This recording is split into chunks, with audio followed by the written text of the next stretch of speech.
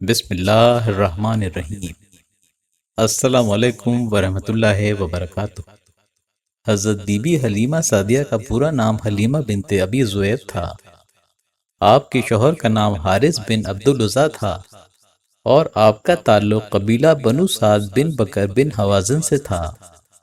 مکہ معظمہ کے 85 کلومیٹر مشرق کی جانب سنگلاخ پہاڑوں کے عقب میں طائف کی سرسبز و شاداب وادی سے تھوڑا آگے بنی حوازن کا علاقہ تھا، جہاں قبیلہ بنو سعد آباد تھا۔ قبیلہ بنو سعد عرب کا ایک نامور قبیلہ تھا، جس کی شجاعت و بہادری اور عزم و استقلال کی دھوم ہر سمت تھی۔ اسے تیر اندازوں اور شاہین سے نیزہ بازوں کا مسکن سمجھا جاتا تھا۔ بنو سعد کے جوان جب میدان میں اترتے تو دشمن کے چھکے چھڑا دیتے۔ بڑے بڑے شجاع بہادر ان کا سامنا کرتے ہوئے گھبراتے تھے۔ عرب کا یہ قدیم قبیلہ اپنی فصاحت و بلاغت اور حکمت و شیریں کلامی کی وجہ سے حجاز میں بہت مشہور تھا۔ یہ لوگ نہ صرف خود فصیح و بلیغ عربی بولتے بلکہ اس زبان کے محافظ اور معلم بھی تھے۔ بنو سعد اپنی شرافت و سخاوت اور اعلیٰ اخلاقی اقدار کی بدولت بھی اچھی شہرت رکھنے کی بنا پر نہایت ادب و احترام کی نگاہ سے دیکھے جاتے تھے۔ شہری زندگی سے دور پہاڑی اور صحرائی بود و باش کی وجہ سے اپنا ایک خاص مزاج رکھتے تھے اور اس دور کے قبائلی نظام کی خرابیوں سے کافی حد تک محفوظ تھے۔ اسی خوبی کی بنا پر عرب کے صاحب حیثیت شہری اپنے بچوں کو ذہنی اور جسمانی تربیت اور خالص عربی زبان سیکھنے کی غرض سے ایک خاص مدت تک اس قبیلے کی خواتین کے حوالے کر دیا کرتے تھے۔ حلیم الطبع اور خوش مزاج بی بی حلیمہ سعدیہ اسی قبیلے بنو سعد کی بیٹی تھیں، جو اپنے اخلاص و ایثار اور صالح کردار کی بدولت عزت و احترام کی نظر سے دیکھی جاتی تھیں۔ بی بی حلیمہ ایک صابر و شاکر اور بردبار خاتون تھیں، جو غریبی میں بھی امیری کسی شان رکھتی تھیں اور کسی طور اپنے وقار و منصب پر آنچ نہیں آنے دیتی تھیں۔ اس زمانے میں بنو سعد کے علاقے میں بارش نہ ہونے کے سبب قحط کے آثار پیدا ہو گئے، درخت سوکھ گئے، کھیتیاں اجڑ گئیں اور اناج ناپید ہو گیا۔ حلیمہ سعدیہ اس صورتحال سے بے انتہا متاثر ہوئیں۔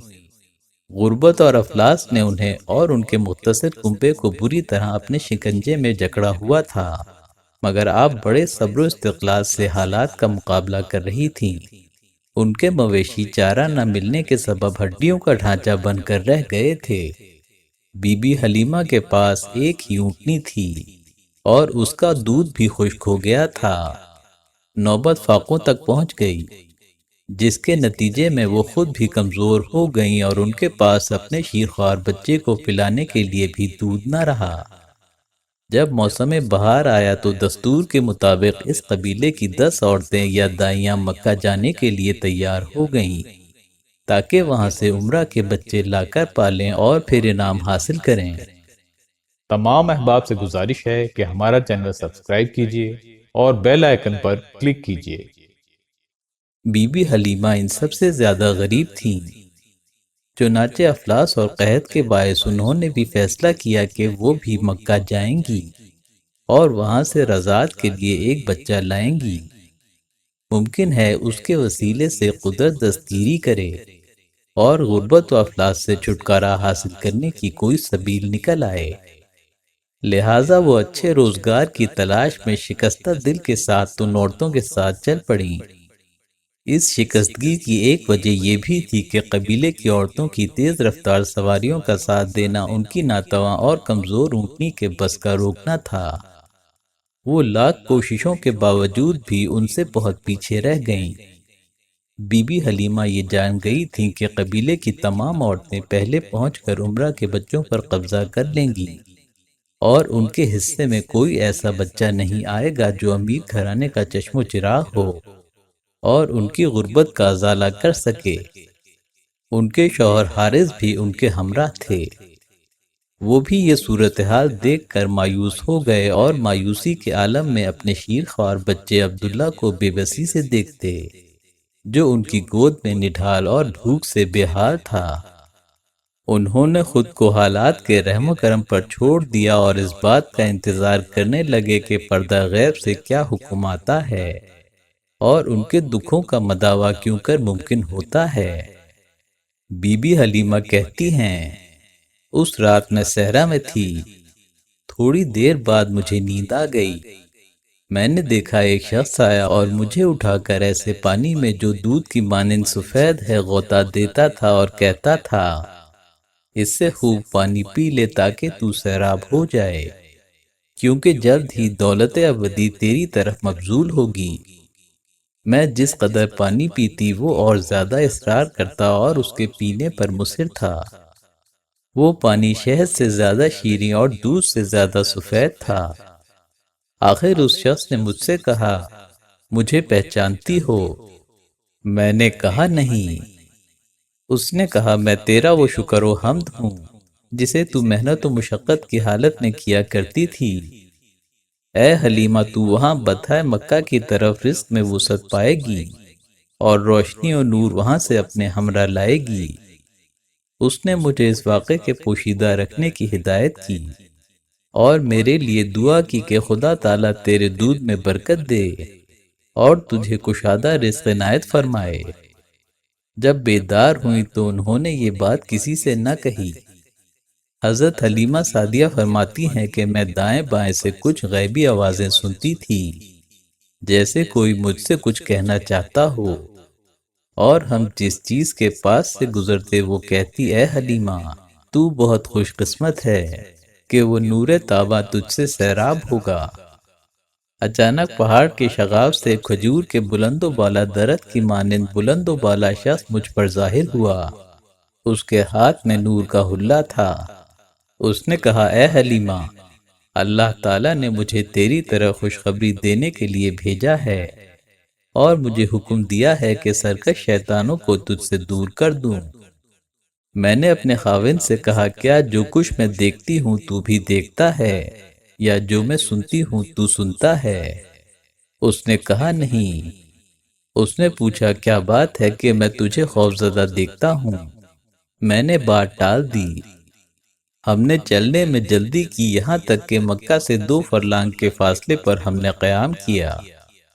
اس جگہ میں نے خواب دیکھا کہ میرے سرہانے سرسبز و شاداب اور بہت سی ٹہنیوں والا درخت سایہ کیے ہوئے ہے۔ وہ درخت تر کھجوروں سے بھرا ہوا ہے اور بنی سعد کی تمام عورتیں میرے گرد جمع ہو گئی تھیں اور کہتی تھیں، اے حلیمہ، تو ہماری ملکہ ہے۔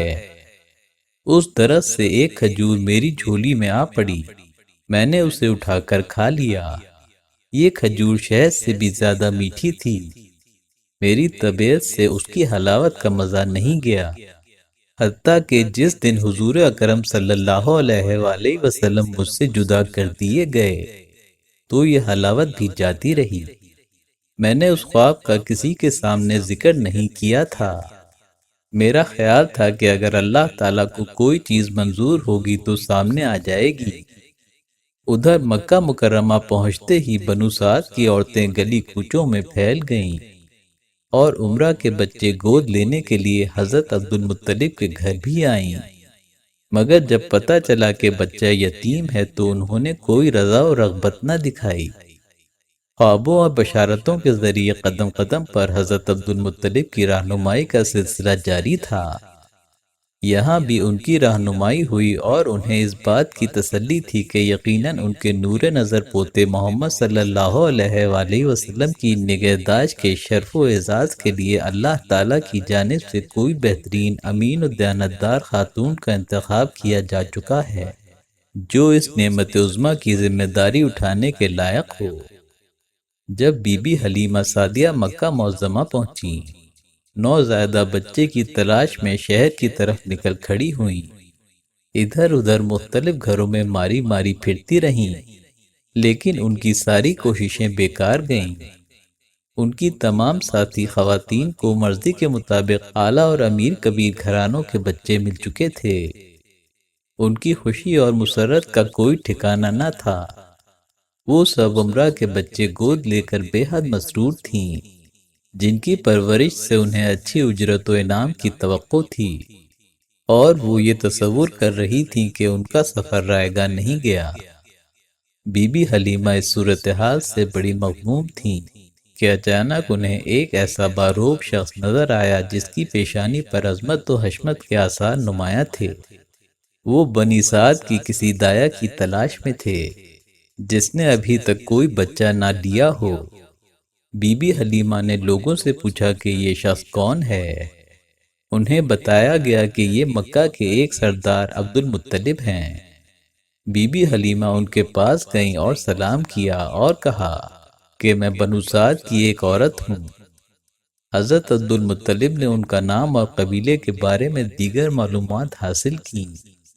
جب خوب تسلی ہو گئی تو فرمانے لگے، اے حلیمہ سعدیہ، میرا ایک بچہ ہے، اس کا نام محمد صلی اللہ علیہ وآلہ وسلم ہے۔ بنی سعد کی کسی عورت نے اس کو قبول نہیں کیا کیونکہ وہ یتیم ہے۔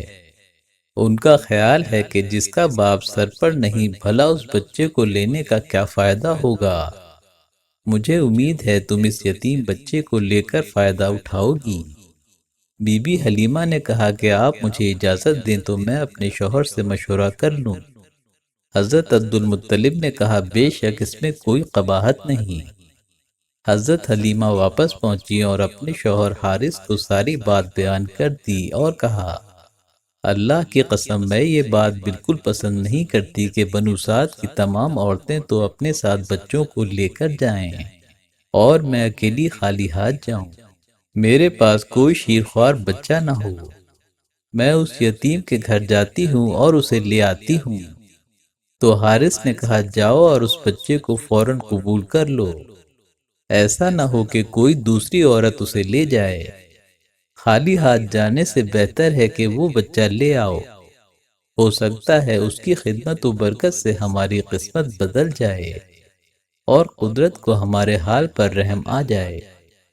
بی بی حلیمہ واپس محلہ بنو ہاشم میں پہنچیں۔ حضرت عبد المطلب کے گھر کے دروازے پر دستک دی۔ حضرت عبد المطلب نے دروازہ کھولا۔ بی بی حلیمہ نے کہا، وہ فرزند ارجمند کہاں ہے؟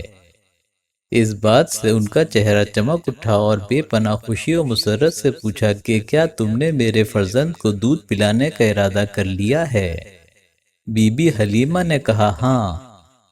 حضرت عبد المطلب سجدہ شکر بجا لائے، پھر سر اٹھایا اور آسمان کی طرف رخ کر کے کہا، الہی اس عورت کو محمد صلی اللہ علیہ وآلہ وسلم کی خدمت سے سعادت مند فرما، اور ان کو حضرت بی بی آمنہ کے پاس بھیج دیا۔ حضرت حلیمہ جب اندر داخل ہوئیں تو سب سے پہلے خوشبو کے دلاویز اور مسحور کن جھونکوں نے ان کا استقبال کیا۔ ام ایمن جو حضرت صلی اللہ علیہ وآلہ وسلم کی خدمت پر مامور تھیں، بی بی حلیمہ سعدیہ کو نومولود کے پاس لے گئیں۔ بی بی حلیمہ نے آگے بڑھ کر دیکھا کہ سفید شفاف روئی کے لباس میں لپٹے شہزادہ کونین شہنشاہ کائنات حضرت محمد مصطفیٰ صلی اللہ علیہ وآلہ وسلم سبز ریشمی بستر پر محو استراحت تھے اور پیکر نور سے خوشبو کی لپٹیں آ رہی تھیں۔ چہرہ مبارک خورشید کی مانند چمک رہا تھا۔ حضرت حلیمہ حیران و دم بخود کھڑی رہ گئیں۔ انہوں نے آج تک حسن و جمال اور روب و جلال کا اتنا حسین امتزاج کسی بچے میں نہیں دیکھا تھا۔ حضرت حلیمہ کہتی ہیں کہ جب میری نظر اس مبارک فرزند کے جمال پر پڑی تو میں دل و جان سے اس پر فریفتہ ہو گئی۔ آہستہ سے آگے بڑھ کر سینہ مبارک پر ہاتھ رکھا تو آپ نے آنکھیں کھول دیں اور مسکرا دیے۔ حضرت حلیمہ نے دیکھا کہ آپ کی سرمگی آنکھوں سے نور کا ایک شعلہ نکلا اور پرواز کرتا ہوا آسمان میں جذب ہو گیا۔ انہوں نے بے اختیار آگے بڑھ کر آپ کی پیشانی پر بوسہ دیا اور والہانہ اپنی گود میں بھر کر سینے سے لگا لیا۔ بی بی حلیمہ جو خود قحط زدہ اور بھوکی تھیں اور اپنے بیٹے کو ایک قطرہ دودھ تک پلانے سے قاصر تھیں کیونکہ آپ کا دودھ خشک ہو چکا تھا، فرط محبت و مسرت کے عالم میں آپ کو دودھ پلانا شروع کر دیا۔ قدرت نے برکت عطا کی اور آپ صلی اللہ علیہ وآلہ وسلم سیراب ہو گئے۔ جب بی بی حلیمہ نے دوسری جانب سے دودھ پلانا چاہا تو آپ صلی اللہ علیہ وآلہ وسلم نے منہ پھیر لیا، اور یہی معمول پورے زمانہ رضاعت میں قائم رہا۔ وہ دائیں طرف کا دودھ پلاتی تو نوش فرماتے، بائیں جانب کا پلانے کی کوشش کرتی تو انکار فرما دیتے تھے۔ گویا پہلے ہی روز آپ انصاف پسندی سے کام لیتے ہوئے اپنے رضائی بھائی عبداللہ کے لیے دوسرا حصہ چھوڑ دیتے اور اس کے حق میں تصرف پسند نہیں فرماتے تھے۔ پھر بی بی حلیمہ کو حضرت آمنہ کی خدمت میں پیش کیا گیا۔ بی بی حلیمہ نے دیکھا کہ ان کا چہرہ 14ویں کے چاند کی طرح چمک رہا تھا۔ انہوں نے کہا اہلاً و سہلاً مرحبا، اور بی بی حلیمہ کو بہت عزت اور محبت سے بیٹھنے کو کہا۔ پھر فرمایا کہ میرے پاس تمہاری اجرت کے لیے زیادہ مال و دولت نہیں ہے، مجھے خدشہ ہے کہ میں تمہارا واجب حق ادا کر سکوں گی یا نہیں، اور دریافت کیا کہ کیا تم میرے اس یتیم بچے کو پالنا پسند کرو گی؟ بی بی حلیمہ نے عرض کیا، بے شک بصر و چشم، آپ مطمئن رہیں اور بے فکر ہو جائیں، اس بچے کی پرورش میرے لیے باعث شرف و سعادت ہوگی۔ اس پر حضرت آمنہ مطمئن ہو گئیں اور کہنے لگیں، تمہیں اس در یتیم کی دایا بننے پر مبارک ہو۔ پھر بی بی حلیمہ نے حضرت آمنہ سے رخصت کی اجازت لی اور اس فرزند ارجمند کو اٹھا کر اپنے گھر لے آئیں۔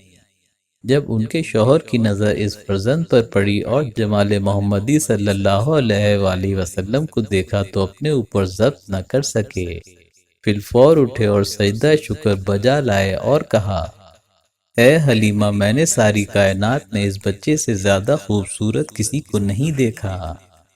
بی بی حلیمہ سعدیہ کہتی ہیں کہ جب سے میں آپ صلی اللہ علیہ وآلہ وسلم کو اپنے ساتھ لائی، گھر میں بہت زیادہ برکت اور سکون پایا، امور غیبیہ اور عجیب واقعات کا مشاہدہ کیا۔ آپ صلی اللہ علیہ وآلہ وسلم کے وجود کی برکت سے ہمارے خاندان میں برکتوں کے ظہور شروع ہو گئے۔ ان میں سے ایک یہ تھا کہ ہماری کمزور اونٹنی جو کسی بھی تدبیر اور ہیلے سے ایک قطرہ دودھ نہیں دیتی تھی، اس نے اس رات اس قدر دودھ دیا کہ تمام برتن بھر گئے، اور ہم سب اس دن سیر ہو کر سکون کی نیند سوئے۔ ان کے شوہر حارث نے کہا، اے حلیمہ، ہمارے خاندان میں برکت آ گئی ہے۔ حق تعالیٰ کی ہم پر نظر کرم تھی کہ اس سعادت مند فرزند کے دیدار سے ہمیں مشرف کیا۔ دوسرا واقعہ یہ ہے کہ اس رات بی بی حلیمہ سعدیہ نیند سے بیدار ہوئیں، دیکھا کہ آپ صلی اللہ علیہ وآلہ وسلم کے گرد ایک نور پھیلا ہوا ہے اور ایک سبز پوش آدمی آپ کے سرہانے کھڑا ہے۔ انہوں نے اپنے شوہر کو نیند سے بیدار کیا۔ انہوں نے بھی اس صورت کو ملاحظہ کیا اور بڑے تعجب کا اظہار کیا اور کہا، خبردار ان واقعات کو ظاہر نہ کرنا اور ان اسرار کو پوشیدہ رکھنے کی کوشش کرنا، کیونکہ سنا ہے کہ جب سے یہ فرزند پیدا ہوا ہے، علماء یہود اور نصارہ کو نہ دن کو چین ہے نہ رات کو قرار۔ ہم ابدی توانگری کے ساتھ گھر کو لوٹیں گے۔ کہتے ہیں کہ حلیمہ سعدیہ نے مکہ معظمہ میں 3 روز اور ایک روایت کے مطابق 7 روز قیام کیا، اور ہر روز حضرت بی بی آمنہ کے پاس جاتی۔ وہ ان عجائبات کو جو مدت حمل اور حضرت صلی اللہ علیہ وآلہ وسلم کی ولادت کے وقت انہوں نے دیکھے تھے ان سے بیان کرتی اور اپنے فرزند کی انتہائی حفاظت کرنے کی نصیحت کرتی۔ آخری بار جب بی بی حلیمہ نے حضرت آمنہ کو الوداع کہا تو انہوں نے بی بی حلیمہ کو بہت سی عنایتوں سے نوازا اور حضرت صلی اللہ علیہ وآلہ وسلم کے متعلق بہت سی نصیحتیں کیں، جنہیں قبول کر کے وہ دو عالم کا انمول خزانہ آپ صلی اللہ علیہ وآلہ وسلم کی صورت میں اپنی گود میں سمیٹ کر وہاں سے روانہ ہوئیں۔ حضرت آمنہ کی نگاہیں دور تک اپنے نور نظر کا تعاقب کرتی رہیں۔ حضرت بی بی حلیمہ شہنشاہ کونین کو سینے سے لگائے اپنے شوہر حارث کے پاس پہنچی۔ ان کا دل خوشی سے سرشار تھا۔ حضرت حلیمہ سعدیہ نے فیصلہ کیا کہ اس پیکر نور کو اپنے گاؤں لے جانے سے پہلے بیت اللہ میں لے جاؤں۔ سو وہ آپ صلی اللہ علیہ وآلہ وسلم کو لیے سیدھی صحن کعبہ میں پہنچی۔ انہوں نے چاہا کہ حضور سرور دو عالم کو ہجر اسود کا بوسہ بھی دلوا دوں۔ اس خیال سے آپ صلی اللہ علیہ وآلہ وسلم کو ہجر اسود کے قریب لے گئیں۔ اس وقت ان کی حیرت کی انتہا نہ رہی کہ جب ہجر اسود خود کعبہ کی دیوار سے باہر نکل آیا اور اس نے آگے بڑھ کر حضور پر نور کے لبوں کو بوسہ دیا۔ بی بی حلیمہ عالم حیرت نے یہ سارا ماجرا دیکھتی رہ گئیں۔ بنو سعد کی باقی خواتین نے واپسی پر بھی بی بی حلیمہ کے انتظار کی زحمت گوارا نہ کی اور اپنے اپنے بچے لے کر گاؤں کی طرف روانہ ہو گئیں۔ انہوں نے سوچا کہ حلیمہ سعدیہ کی اونٹنی اتنی کمزور اور سست رفتار ہے کہ اسے ساتھ لے کر چلنا بڑا مشکل ہوگا۔ بی بی حلیمہ کے شوہر حارث نے اونٹنی پر کجاوا کسا، دراز گوشت کو تیار کیا اور اپنے بچوں سمیت دونوں سوار ہوئے اور منزل کی جانب چل پڑے۔ حضرت حلیمہ فرماتی ہیں جو ہی میں اس پیکر حسن و جمال حضرت محمد صلی اللہ علیہ وآلہ وسلم کو لے کر اپنی اونٹنی پر سوار ہوئی تو یکایک اونٹنی نے کعبۃ اللہ کی طرف منہ کر کے شکرانے کے طور پر 3 سجدے کیے، پھر سر آسمان کی جانب اٹھایا اور چل پڑی۔ سفر کی کیفیت بی بی حلیمہ سعدیہ یوں بیان کرتی ہیں کہ جیسے ہی ہم عازم سفر ہوئے، حضور صلی اللہ علیہ وآلہ وسلم کی برکت سے اونٹنی فراٹے بھرتی ہوئی صحرا کو اس طرح عبور کرنے لگی جیسے ہوا کے دوش پر سوار ہو۔ زمین اس کے لیے سمٹتی جا رہی تھی۔ رفتار کے ساتھ اونٹنی کی ظاہری حالت بھی بدل گئی تھی۔ اس کے جسم پر بھی نکھار آ گیا تھا۔ وہ اونٹنی جو کل تک ہڈیوں کا ڈھانچہ تھی اب گوشت پوش سے آراستہ ہو کر بہت خوبصورت نظر آ رہی تھی۔ راستے میں وہ جس جگہ بھی قیام کرتے وہ جگہ سرسبز و شاداب ہو جاتی اور وہاں ہر سمت بہت سی ہریالی پیدا ہو جاتی۔ وہ حیرت و مسرت سے آپ صلی اللہ علیہ وآلہ وسلم کے وجود پر نور کی برکتوں کا مشاہدہ کر رہے تھے اور اللہ کی اس بیش بہا نعمت کا شکرانہ ادا کر رہے تھے۔ تھوڑی ہی دیر میں اونٹنی نے باقی تمام خواتین کو وادی سرر میں جا لیا جو ان سے پہلے ہی گاؤں کی طرف روانہ ہو گئی تھیں، اور ہوا کے تیز جھونکے کی طرح فراٹے بھرتی ہوئی ان سے آگے نکل گئی۔ وہ سب دیکھتی کی دیکھتی ہی رہ گئیں اور حیرت سے کہنے لگیں، اے حلیمہ تیری اونٹنی تو بہت سست تھی، کیا یہ وہی اونٹنی ہے یا تو نے سواری بدل لی ہے؟ بی بی حلیمہ نے فخر و مسرت کے ملے جلے جذبات کے ساتھ جواب دیا، نہیں سواری تو وہی ہے، البتہ سوار بدلا ہے۔ یہ سب کچھ اس بچے کی برکت کا ظہور ہے جسے تم یتیم سمجھ کر چھوڑ آئی تھیں اور میں نے اسے مقدر سمجھ کر قبول کر لیا۔ آج میں اپنی خوش قسمتی پر نازا ہوں کہ یہ گوہر نایاب میرے حصے میں آیا ہے۔ وہ عورتیں اپنی نادانی پر افسوس کرنے لگیں۔ بی بی حلیمہ اپنی عاجزی و انکساری کے باعث بازی جیت گئی تھیں۔ پہلے جو خواتین آگے نکل گئی تھیں اب وہ منہ دیکھتی رہ گئیں اور بی بی حلیمہ کی سواری ان سے کوسوں دور نکل گئی اور ان سے کہیں پہلے اپنی منزل مقصود پر پہنچ گئی۔ حضرت بی بی حلیمہ کی تو گویا دنیا ہی بدل گئی۔ وہ آپ صلی اللہ علیہ وآلہ وسلم کے حسن و جمال میں ایسے کھو گئیں کہ انہیں اپنا سگا بچہ بھی بھول گیا۔ جو مقناطیسی کشش، حسن و زیبائش اور معصومیت اس در یتیم میں تھی وہ بھلا کسی اور میں کہاں ہو سکتی تھیں؟ بی بی حلیمہ بس انہی کی ہو کر رہ گئیں۔ شام کو جب ان کے شوہر حارث نے بی بی حلیمہ سے کہا، وقت ہو گیا ہے، میرا خیال ہے کہ دودھ دوہ لوں، وہ معمول کے مطابق اپنا برتن لے کر اونٹنی کے پاس گئے، مگر آج تو اونٹنی نے اتنا دودھ دیا کہ برتن چھوٹا پڑ گیا۔ انہوں نے بی بی حلیمہ کو آواز دے کر کہا کہ یہ برتن ناکافی ہے اور ان سے دوسرا برتن لانے کے لیے کہا۔ وہ بھی آن کی آن میں بھر گیا۔ پھر وہ دودھ سے برتن بھرتے رہے یہاں تک کہ دائی حلیمہ کے گھر کے تمام برتن دودھ سے لبریز ہو گئے۔ وہ چند قطروں کے لیے ترستے تھے۔ دودھ کے ابلتے چشمے دیکھ کر خوشی سے جھوم اٹھے۔ اتنے میں ایک بکری ریوڑ سے الگ ہوئی اور ننھے حضور صلی اللہ علیہ وآلہ وسلم کے قدموں میں آ کر سجدے میں گر گئی۔ دونوں میاں بیوی یہ منظر عقیدت و محبت سے دیکھ رہے تھے۔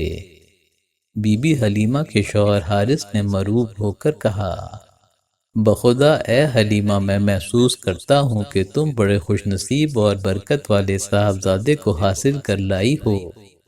کیا تم نے اندازہ نہیں کیا؟ ادھر حلیمہ سعدیہ کا بھی یہی حال تھا۔ انہوں نے اور تمام گھر والوں نے سیر ہو کر دودھ پیا اور وہ رات انہوں نے بڑے سکون سے بسر کی۔ حضرت حلیمہ سعدیہ کا گھرانہ 5 افراد پر مشتمل تھا۔ وہ خود، ان کے شوہر حارث، 2 بیٹیاں انیسہ اور شیمہ اور ایک بیٹا عبداللہ۔ سارا گھرانہ آپ صلی اللہ علیہ وآلہ وسلم پر دل و جان سے فدا تھا۔ خاص طور پر آپ صلی اللہ علیہ وآلہ وسلم کی رضائی بہن شیمہ آپ کو ہر وقت گود میں لیے رہتی، لوریاں سناتی اور آپ کے لیے دعائیں کیا کرتی تھیں۔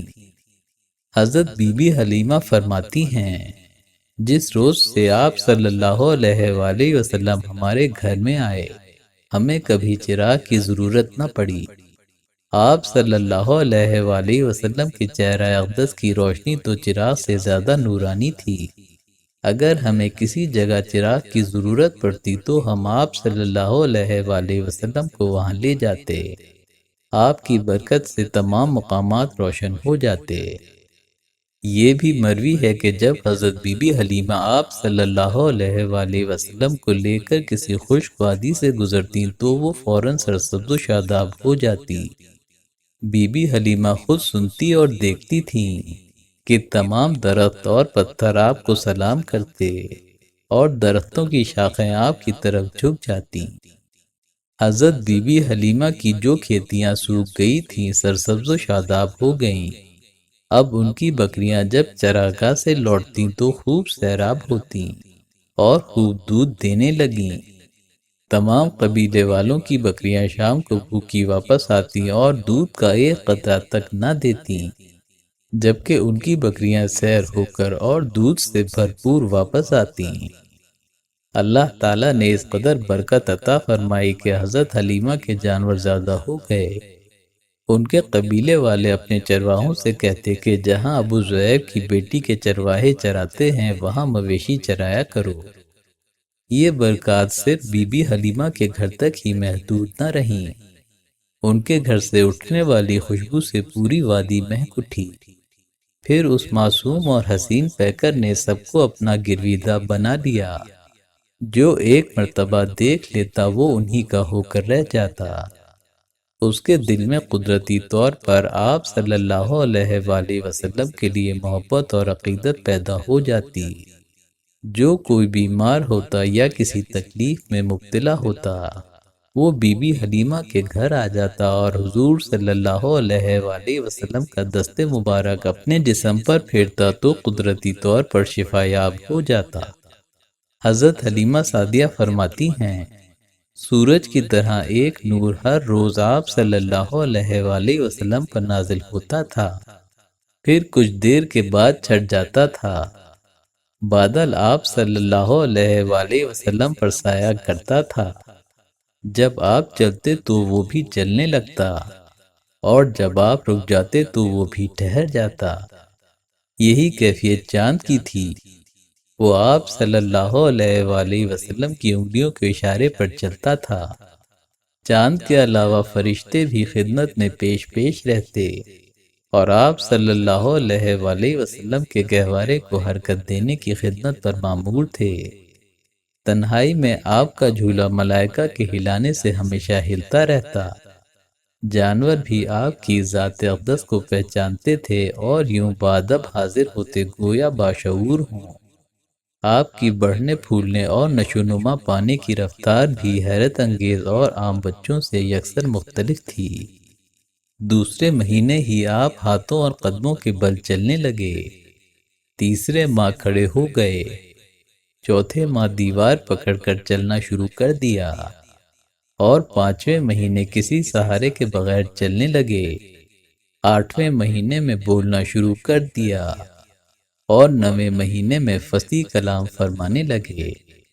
آپ نے زبان اقدس سے جو کلام سب سے پہلے ادا فرمایا وہ یہ تھا: اللہ اکبر کبیرہ، والحمد للہ کثیرہ، وسبحان اللہ بکرۃ واسیلا۔ یعنی اللہ سب سے بڑا ہے، میں اسی کی بڑائی بیان کرتا ہوں، اور تمام تعریفیں اللہ کے لیے ہیں، میں اسی کی خوب تعریف کرتا ہوں، اور اللہ کی ذات پاک ہے، میں صبح و شام اس ذات کی پاکی بیان کرتا ہوں۔ بعد میں اکثر بی بی حلیمہ ان کی زبان مبارک سے یہ کلمات سنا کرتی تھیں۔ آپ جب بھی کسی چیز کو پکڑتے تو بسم اللہ پڑھتے، اور ہمیشہ دائیں ہاتھ سے ہر شے کو پکڑتے، کبھی بایاں ہاتھ استعمال نہ کیا، جس کا مطلب یہ ہے کہ قدرت خود اپنی نگرانی اور حفاظت میں ان کی تربیت فرما رہی تھی، اور وہ اس عالم طفولیت میں بھی اکیلے نہیں تھے، بلکہ عنایات ربانی ان کے شامل حال تھیں۔ دیکھتے ہی دیکھتے پورے گھرانے کے حالات بدلتے چلے گئے۔ جب آپ صلی اللہ علیہ وآلہ وسلم چلنے لگے اور دوسرے بچوں کو کھیل کود میں مشغول دیکھتے تو ان سے دور رہتے، اور جب سب بچے آپ کو اپنے ساتھ کھیلنے کے لیے بلاتے تو آپ منع فرماتے اور کہتے کہ مجھے کھیل کود کے لیے پیدا نہیں کیا گیا۔ نعمتوں اور برکتوں کے 2 سال پلک جھپکنے میں گزر گئے۔ بی بی حلیمہ کو ایسا لگا کہ وہ 2 سال جیسے زندگی کا حاصل ہوں۔ وہ جی بھر کر ان سے فیضیاب ہوئیں۔ جب دیکھا کہ حضرت بی بی آمنہ کے لخت جگر 2 سال کے ہو گئے ہیں تو نہ چاہتے ہوئے بھی ضروری سمجھا کہ امانت ان کے گھر والوں تک پہنچا دی جائے۔ چنانچہ تیاریاں شروع کیں اور آخر ایک روز حضور صلی اللہ علیہ وآلہ وسلم کو لے کر حضرت بی بی آمنہ کے کاشانے پر پہنچ گئیں۔ حضرت آمنہ نے جب اپنے حسین و جمیل اور صحت مند نور نظر کو دیکھا تو ان کی خوشی کی انتہا نہ رہی۔ دل کی سونی بستی میں گویا بہار آ گئی۔ 2 صدیوں کے برابر یہ 2 سال انہوں نے بڑے صبر و استقامت سے گزارے تھے۔ بی بی حلیمہ کے لیے یہ لمحات بڑے صبر آزما تھے۔ وہ اس بیش بہا دولت کو ابھی اپنے آپ سے جدا کرنا نہیں چاہتی تھیں۔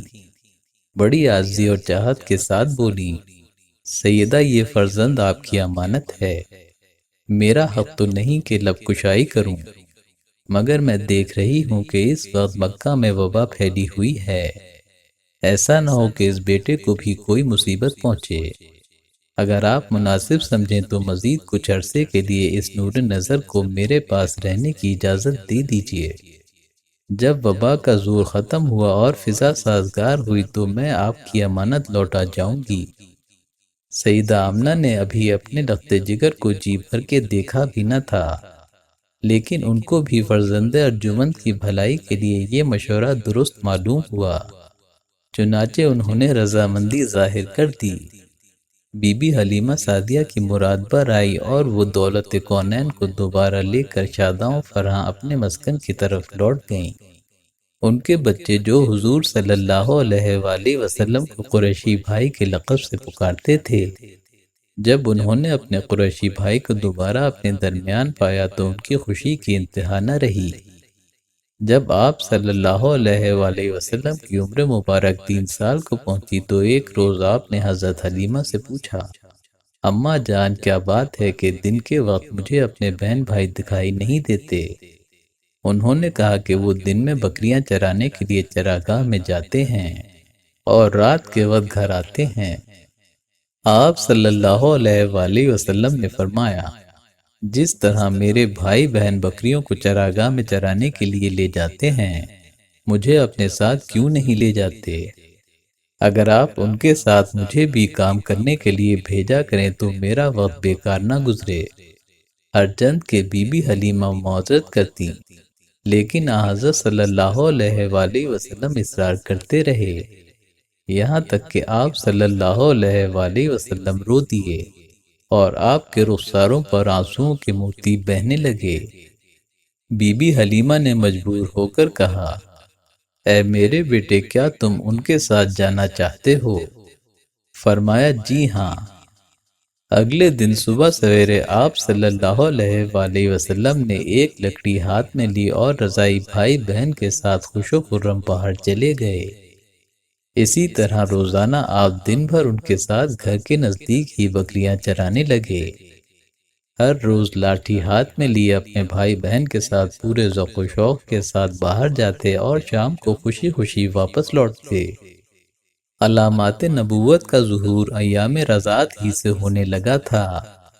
حضرت بی بی حلیمہ آپ کا بہت خیال رکھتی اور زیادہ دور نہیں جانے دیتی تھیں۔ ایک روز وہ آپ سے قدرے غافل ہو گئیں تو آپ اپنی رضائی بہن شیمہ کے ساتھ دوپہر کے وقت ریوڑ کی طرف نکل گئے۔ بی بی حلیمہ بے قرار ہو کر فوراً تلاش میں نکلیں۔ جب آپ کو بہن کے ساتھ دیکھا تو ان کی جان میں جان آئی۔ بیٹی پر ناراض ہوئیں کہ اتنی سخت دھوپ میں انہیں لے کر کیوں آئی ہو؟ شیمہ نے جواب دیا، امی جان، میرے بھائی کو دھوپ نے کوئی تکلیف نہیں پہنچائی۔ بادل ان پر مسلسل سایہ فگن رہا۔ جب یہ ٹھہرتے تو وہ بھی ٹھہر جاتا اور جب یہ چلتے تو وہ بھی چل پڑتا تھا، یہاں تک کہ ہم یہاں پہنچ گئے۔ حضرت حلیمہ نے یہ سن کر خوشگوار حیرت سے سوال کیا کہ کیا یہ بات سچ ہے؟ شیمہ نے جواب دیا، جی ہاں امی جان، یہ بالکل سچ ہے۔ رسول اللہ صلی اللہ علیہ وآلہ وسلم اور آپ کے رضائی بھائی عبداللہ دونوں ساتھ ساتھ بکریاں چرایا کرتے تھے۔ آپ کے رضائی بھائی کا بیان ہے کہ حضور صلی اللہ علیہ وآلہ وسلم جب کسی وادی میں جا کر کھڑے ہوتے تو وہ فوراً سرسبز ہو جاتی، اور بکریوں کو پانی پلانے کے لیے ہم کنویں پر آتے تو کنویں کا پانی ابل کر آپ کی خاطر کنویں کے منہ تک آ جاتا۔ جب آپ صلی اللہ علیہ وآلہ وسلم دھوپ میں کھڑے ہوتے تو بدلی آ کر سایہ کر لیتی اور جنگلی جانور آپ کے پاس آ کر آپ کے قدموں کو چوما کرتے تھے۔ نبی آخر الزماں کے متعلق تورات و انجیل میں لکھی ہوئی تمام نشانیاں اور صفات مکمل طور پر نمایاں تھیں، اور ان سے باخبر شخص فوراً پہچان لیتا کہ بلا شبہ آپ ہی انسانیت کے ہادی نبی آخر الزماں اور آخری آسمانی کتاب کے امین ہیں۔ حضرت بی بی حلیمہ چونکہ حضور صلی اللہ علیہ وآلہ وسلم کی بے مثل شخصیت کو پہچان چکی تھیں، ایک دفعہ ان کے دل میں یہ خواہش پیدا ہوئی کہ دوسروں پر بھی آپ کی عظمت کو آشکار کیا جائے، تاکہ سب کو پتہ چل جائے کہ حلیمہ سعدیہ کے پاس جو فرزند ہیں وہ خود شہنشاہ کون و مکاں ہیں۔ اس وقت عکاظ میں عربوں کا بین القبائلی میلہ لگا ہوا تھا۔ اس میلے میں لوگ دور دور سے شرکت کے لیے آتے تھے۔ ہر طبقے اور صلاحیت کے لوگ یہاں آ کر اپنے فن کا مظاہرہ کرتے۔ ایسے موقع پر کاہنوں کی بھی بڑی تعداد اس میلے میں شریک ہوتی۔ ان میں سے ایک کاہن اپنے فن میں بہت طاق تھا۔ لوگ اپنے بچوں کو اس کے پاس لے جاتے اور وہ ان کے مستقبل کے بارے میں پیشن گوئیاں کیا کرتا۔ حضرت حلیمہ بھی حضور صلی اللہ علیہ وآلہ وسلم کو وہاں لے گئیں۔ جیسے ہی اس کی نظر آپ کے رخ انور پر پڑی، اس کاہن پر سکتہ طاری ہو گیا اور وہ کانپنے لگا۔ آپ کی آنکھوں میں تیرتے ہوئے 100 ڈورے دیکھے تو اس کا تجسس اور بڑھ گیا۔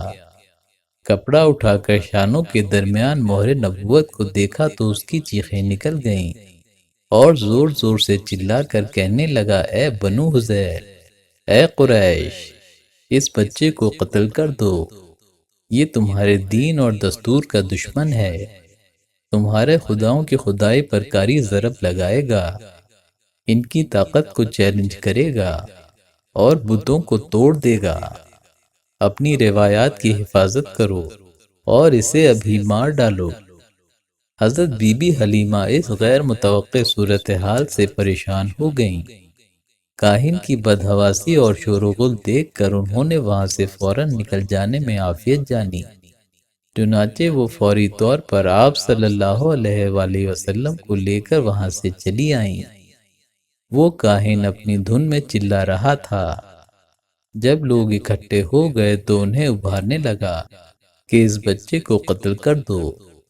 لوگوں نے پوچھا، کون سا بچہ؟ وہاں تو کوئی بھی نہیں تھا۔ بی بی حلیمہ حضور صلی اللہ علیہ وآلہ وسلم کو لے کر وہاں سے دور جا چکی تھیں۔ اس طرح ایک دفعہ بی بی حلیمہ کا یہود سے آمنا سامنا ہو گیا۔ اس وقت نبی کریم صلی اللہ علیہ وآلہ وسلم بی بی حلیمہ کے ساتھ تھے۔ یہودی آپ کو دیکھ کر سہم گئے، بولے یہ وہی ہے، اسے قتل کر دو تاکہ تمہارا کوئی مد مقابل نہ رہے۔ پھر بی بی حلیمہ سے پوچھنے لگے، کیا یہ بچہ یتیم ہے؟ حضرت حلیمہ خطرہ بھانپ چکی تھیں۔ انہوں نے بڑی ہوش مندی اور حاضر دماغی سے کام لیا اور بولی، یہ یتیم نہیں ہے، میں اس کی ماں ہوں، اور اپنے شوہر حارث کی طرف اشارہ کر کے جواب دیا کہ یہ اس کا باپ ہے۔ یہودی بولا، اگر یہ یتیم ہوتے تو ہم اسے مار ڈالتے، اس میں نبی آخر الزماں کی تمام نشانیاں موجود ہیں۔ ان واقعات کے بعد حضرت حلیمہ سعدیہ محتاط ہو گئیں اور ہر وقت آپ کے ساتھ رہنے لگیں۔ حضور صلی اللہ علیہ وآلہ وسلم کی عمر مبارک اس وقت 3 یا 4 برس تھی، جب آپ اپنے رضائی بھائی عبداللہ کے ساتھ جنگل میں بکریوں کے ریوڑ کی رکھوالی فرما رہے تھے کہ اچانک 2 نوری پیکر نمودار ہوئے، آپ کے قریب آئے اور ایک ہموار جگہ پر لے جا کر آپ کو بڑے آرام سے لٹا دیا۔ ان میں ایک نے انگلی کا اشارہ کیا تو سینہ مبارک چاک ہو گیا۔ انہوں نے قلب اطہر کو نکال کر اس میں سے ایک سیاہ چیز کو نکال کر پھینک دیا اور کہا، اے اللہ کے محبوب، یہ شیطان کا حصہ ہے جو آپ سے الگ کر دیا گیا ہے۔ پھر اس کی جگہ علم و عرفان اور حکمت و بصیرت کے نورانی موتی بھر دیے، قلب انور کو بند کیا اور سینہ مبارک کے اندر رکھ کر اسے بھی بند کر دیا۔ ایک روایت کے مطابق ان 2 فرشتوں میں سے ایک حضرت جبرائیل تھے۔ ان میں سے ایک نے دوسرے سے کہا، اس سے امت کے 10 افراد سے وزن کرو۔ وزن کیا گیا تو میں بھاری نکلا۔ 100 اشخاص سے وزن کیا تو بھی میں واضح تھا۔ 1000 آدمیوں سے وزن کیا مگر میں فاضل نکلا۔ ایک نے دوسرے سے کہا، اسے چھوڑ دیجئے، اگر تمام امت کے ساتھ بھی وزن کریں گے تو بھی یہ بھاری ہوں گے۔ آپ کے رضائی بھائی عبداللہ نے جب یہ منظر دیکھا تو گاؤں کی طرف بھاگے اور جا کر حضرت حلیمہ کو سارا ماجرا کہہ سنایا کہ کس طرح سفید لباس میں ملبوس 2 نورانی آدمیوں نے قریشی بھائی کا پیٹ چاک کر دیا ہے۔ بی بی حلیمہ بے قرار ہو کر جب وہاں پہنچی تو اس وقت حضور صلی اللہ علیہ وآلہ وسلم واپس تشریف لا رہے تھے۔ آپ صلی اللہ علیہ وآلہ وسلم کو صحیح سلامت دیکھ کر بی بی حلیمہ کی جان میں جان آئی اور سارا واقعہ سن کر بہت حیران ہوئیں اور اللہ کا شکر ادا کیا۔ انہوں نے اپنے شوہر سے مشورہ کر کے یہ فیصلہ کیا کہ اب حضرت بی بی آمنہ کی امانت انہیں فوراً لوٹا دینی چاہیے۔ ایک اور روایت کے مطابق حضرت حلیمہ سعدیہ فرماتی ہیں کہ واقعہ شق صدر کے بعد ہم دیکھتے کہ ہر روز 2 نوری فرشتے آپ کی خدمت میں اترتے اور آپ کے کپڑوں کے اندر غائب ہو جاتے، پھر ظاہر نہیں ہوتے تھے۔ بستی کے لوگ ہمیں کہتے، حلیمہ اب انہیں ان کے دادا کے سپرد کر دو اور اپنی یہ امانت بخیر و خوبی واپس کر دو۔ پس انہوں نے مکہ جانے کا ارادہ کیا تو اسی وقت غیبی آواز سنی، کوئی بصورت ندا وادی مکہ کو مبارکباد دے رہا تھا اور کہہ رہا تھا، اے سرزمین مکہ، آج تجھے مبارک ہو، آج تجھ پر نور برسنے والا ہے۔ چنانچہ بی بی حلیمہ نے رخت سفر باندھا اور حضور صلی اللہ علیہ وآلہ وسلم کو لے کر مکہ معظمہ میں پہنچ گئیں اور آپ صلی اللہ علیہ وآلہ وسلم کو حضرت عبد المطلب اور حضرت آمنہ کے سپرد کیا اور ساتھ ہی سارے پیش آنے والے واقعات بھی سنا دیے۔ حضرت عبد المطلب نے فرمایا، میرے اس بیٹے کی بڑی شان ہے، کاش میں اس کا زمانہ بعثت پا سکوں۔ حضرت آمنہ نے اپنے نور نظر حضور پر نور کو صحت مند، حسین و جمیل اور نور کے سانچے میں ڈھلا ہوا دیکھا تو سینے سے لگا لیا، آنکھوں سے مسرت کے آنسو چھلک پڑے اور 4 سالہ جدائی کی تکلیف بھول گئیں۔ حضرت بی بی آمنہ حیران ہوئی کہ حلیمہ سعدیہ تو انہیں بڑے اصرار کے ساتھ لے گئی تھیں، پھر واپس کیوں لے آئیں؟ بی بی حلیمہ نے جواب دیا، سیدہ، میں ایک ناتواں عورت ہوں، زیادہ عرصے آپ کی امانت کی حفاظت نہیں کر سکتی، اس لیے کسی ناخوشگوار واقعے سے پہلے ہی آپ کی امانت آپ کے پاس لے آئی ہوں۔ حضرت آمنہ نے اس ناخوشگوار واقعے کے بارے میں پوچھا تو دائی حلیمہ نے کچھ دیر تذبذب کے بعد سارا ماجرا مینو ان بیان کر دیا۔ حضرت آمنہ ہنس پڑی اور فرمایا، حلیمہ، میرے بیٹے کی قدر و عظمت کا تم ادراک نہیں کر سکتی۔ قدرت خود ان کی نگہبان ہے، اس لیے کوئی ناپسندیدہ قوت ان کے قریب بھی نہیں آئے گی، اور حضور صلی اللہ علیہ وآلہ وسلم کی ولادت باسعادت کے موقع پر پیش آنے والے واقعات سے انہیں آگاہ کیا۔ پھر فرمایا، دل سے ہر قسم کا خوف اور وہم نکال دو اور خوش و خرم واپس جاؤ۔ حضرت حلیمہ نے حضور صلی اللہ علیہ وآلہ وسلم کو ان کی والدہ کے سپرد کیا۔ انہوں نے حضرت حلیمہ کو تحائف و ہدایہ سے لاد دیا اور انعام و اکرام کی بارش کر دی۔ بی بی حلیمہ نے ایک وفا شعرایا اور مہربان ماں ہونے کا حق ادا کر دیا تھا، اور اپنی بساط سے بڑھ کر آپ کی خوب خدمت و نگہداشت کی تھی۔ حضرت آمنہ ان کی ذمہ داری اور فرض شناسی سے بہت خوش ہوئیں اور دعائیہ کلمات کے ساتھ رخصت کیا۔ جب بی بی حلیمہ سعدیہ نے حضور صلی اللہ علیہ وآلہ وسلم کو واپس مکہ معظمہ لا کر حضرت بی بی آمنہ کے سپرد کیا تو آپ کی عمر مبارک 4 سال تھی۔ اس وقت آپ 5ویں سال میں داخل ہو چکے تھے، اس لیے بعض علماء نے عمر مبارک 4 سال اور بعض نے 5 سال لکھی ہے۔ آپ صلی اللہ علیہ وآلہ وسلم صحابہ کرام سے فرمایا کرتے تھے کہ میں تم سب میں زیادہ فصیح و بلیغ ہوں، اس لیے کہ میرا تعلق قریش سے ہے اور میری زبان بنی سعد بن بکر کی زبان ہے، جو عرب کے فصحاء میں مشہور تھے۔ حلیمہ سعدیہ کے گھرانے کی سعادت مندی اور خوش قسمتی تھی کہ وہ سب مشرف باسلام ہوئے۔ حضرت بی بی حلیمہ، ان کے شوہر اور ان کے بچے یعنی عبداللہ، شیمہ اور انیسہ نے بھی اسلام قبول کیا۔ چنانچہ روایت ہے کہ نبی کریم صلی اللہ علیہ وآلہ وسلم کی بعثت کی اطلاع قبیلہ بنی سعد تک بھی پہنچ چکی تھی۔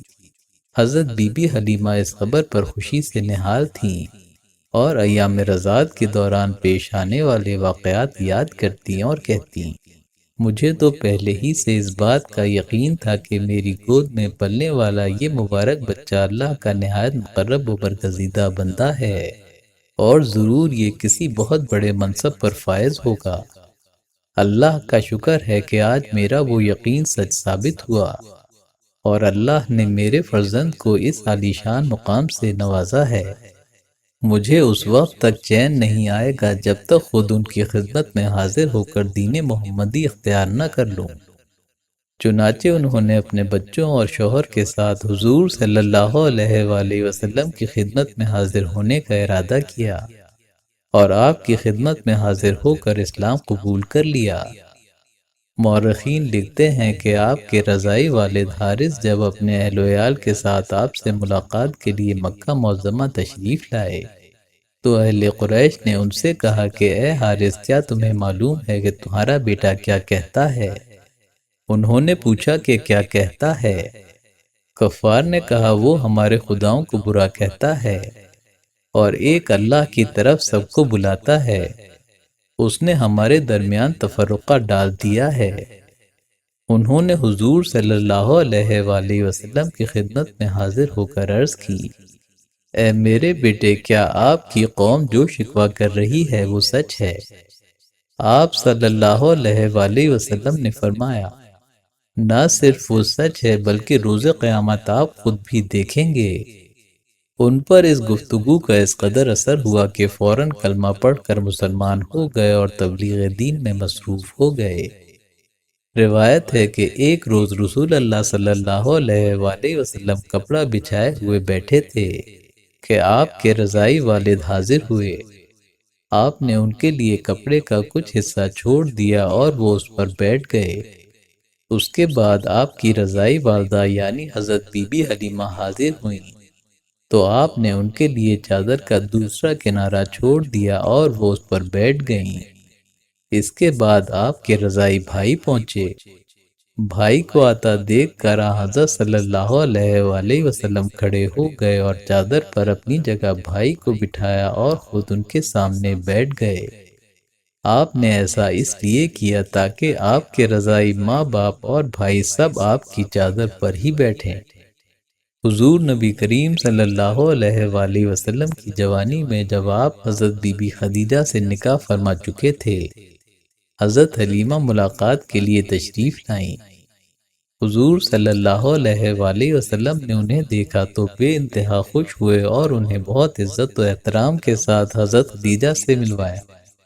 حضرت حلیمہ کی خستہ حالی دیکھتے ہوئے حال احوال معلوم کیا تو انہوں نے خشک سالی اور مویشیوں کے ہلاک ہونے کے بارے میں بتایا۔